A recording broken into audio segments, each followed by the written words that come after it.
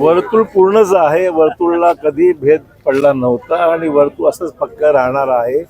आजचा दिवस आम्हा सर्वांसाठी अतिशय मोलाचा, अभिमानाचा आणि आनंदाचा दिवस आहे की शंकरराव चव्हाण साहेबांच्या जयंतीच्या निमित्ताने होणाऱ्या मॅरेथॉनमध्ये या देशाची खरी संपत्ती जी आहे ती देशाची तरुणाई आहे.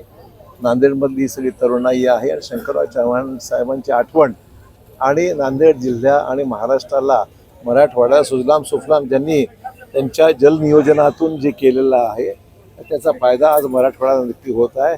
त्यांची आठवण आम्हा सर्वांना आहेच, पण तरुण पिढीलाही राहावी आणि सर्वांनी मिळून त्यांची जयंती साजरी करण्याच्या दृष्टीने आजची ही ग्रीन मॅरेथॉन या ठिकाणी DP सावंत यांच्या पुढाकाराने आयोजित करण्यात आलेली आहे. म्हणून त्या तरुणाईला शुभेच्छा देण्याकरता मी या ठिकाणी आलेली आहे.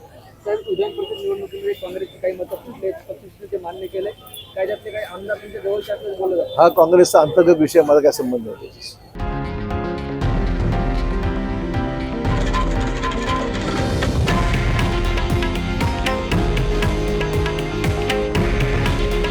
हे आहे देशातील नंबर 1 न्यूज नेटवर्क आणि आपण पाहत आहात TV9 मराठी.